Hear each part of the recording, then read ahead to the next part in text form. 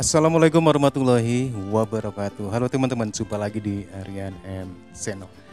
Oke, buat teman-teman yang klik video ini, saya ucapkan selamat jumpa lagi dan tentunya kabarnya semuanya sehat dan selalu sehat. Baik, di kesempatan kali ini saya akan coba ngajak teman-teman ya untuk melihat sebuah video. Ada pengakuan dari orang Malaysia ataupun bisa dikatakan profesor lah, pemerhati bahasa Melayu di Malaysia.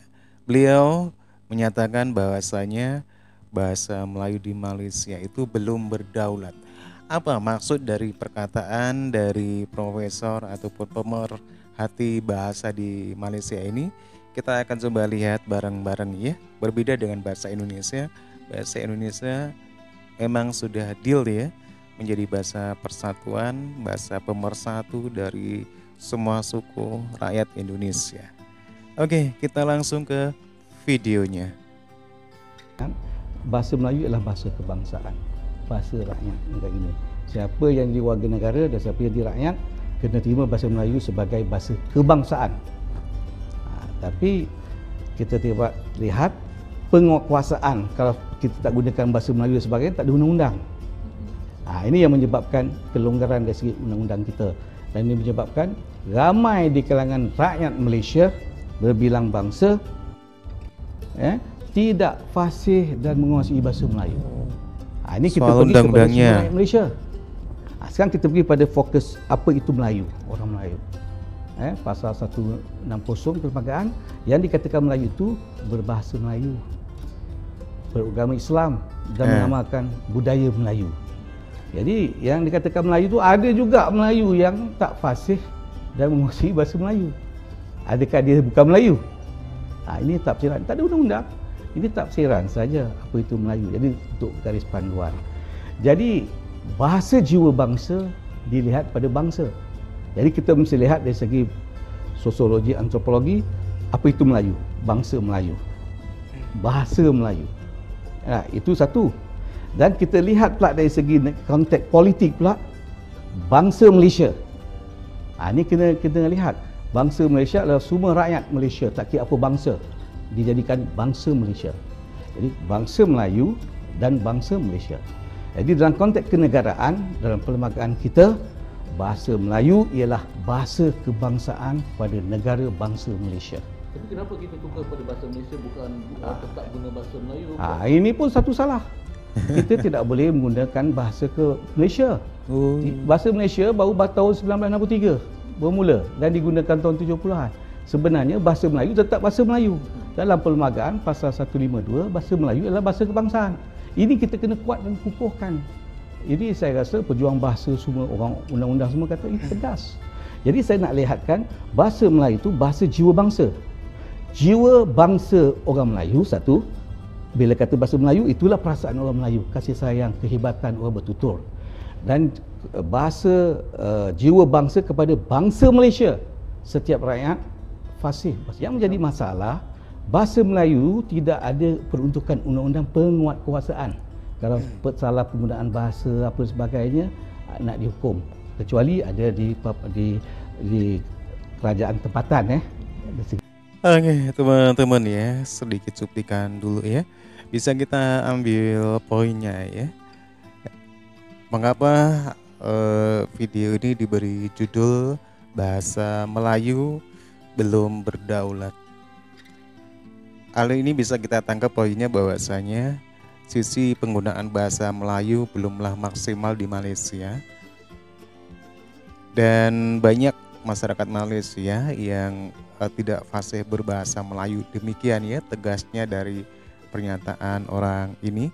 Dan di Malaysia juga belum adanya undang-undang yang memperkuat bahwasanya siapapun yang tidak fasih berbahasa Melayu, punya identitas Malaysia, itu harus ditindak. Ini menurut orang ini ya. Secara undang-undangnya belum ada. Begitu ya. Kita lanjut lagi ya. Iklan kalau macam di Mana Raya ni banyak menurunkan kesalahan bahasa. Itu ada. Tapi dari segi percakapan, amalan, mesyuarat, tak ada satu undang-undang yang menetapkan. Jadi bila nak menentukan dari segi falsafah bahasa jiwa bangsa, itu memang betul lah. Kehebatan bangsa Perancis kerana bahasa dia, Jepun kerana bahasa Jepun, Cina dengan bahasa Mandarin. Ini kekuatan. Kekuatan di Malaysia ialah bahasa Melayu. Tapi dari segi amalan, kita tak sejiwa hebat jiwa bangsa tu seperti orang Cina, Korea, Jepun, Jerman, Perancis. Ini kelemahan yang saya dapat. Gapena tetap mempertahankan bahasa Melayu sebagai bahasa orang Melayu, jiwa bangsa dan jiwa bangsa rakyat Malaysia atau bangsa Malaysia.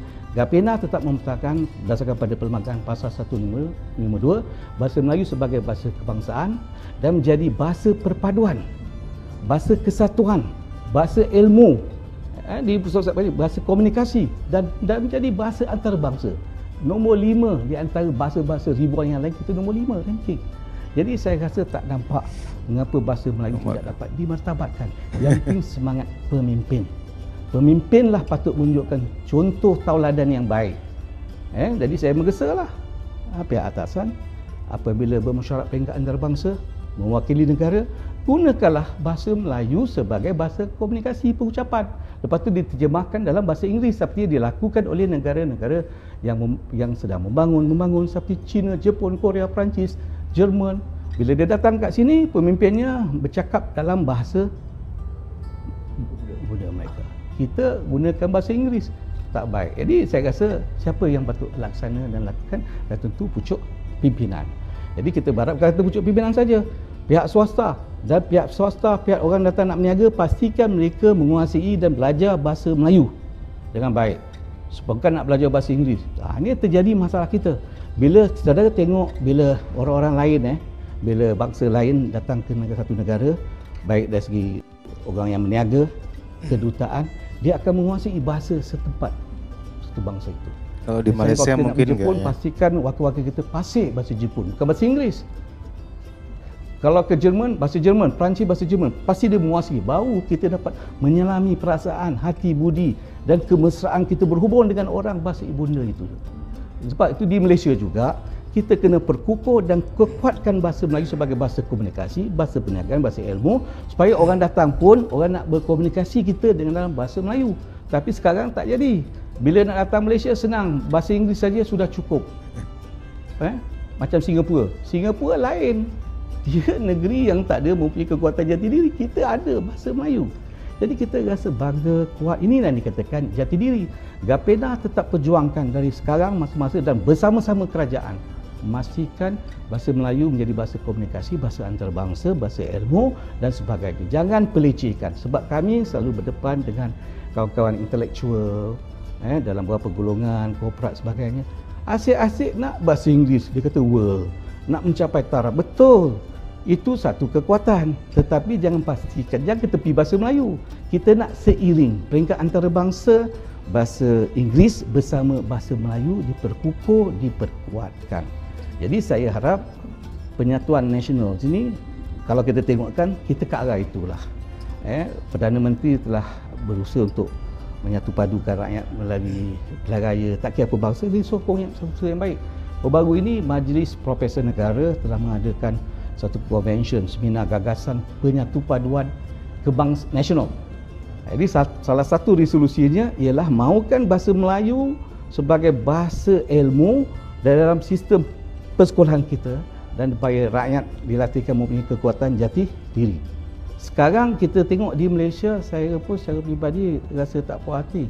Rakyat Malaysia tak fasih bahasa Melayu, ketepikan bahasa Melayu, tak daulatkan bahasa Melayu. Ini rakyat Malaysia sendiri. Apa nak jadi negara kalau kita pergi, saya harap yang tak mendaulatkan bahasa Melayu pergi dah tengok dah tapi degil.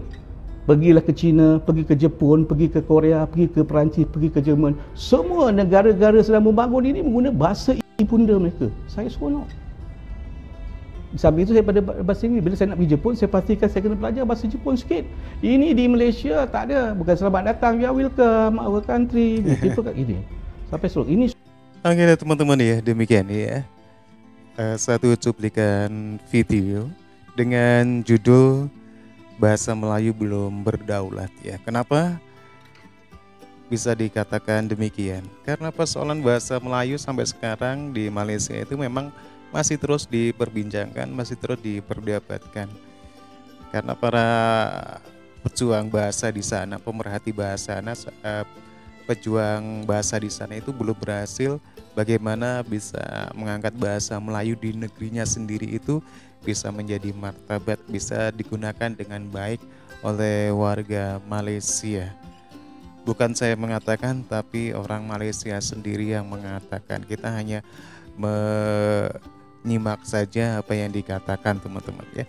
Dan bangsa yang maju kita bisa melihat ya, seperti Jepang, Jerman, Prancis,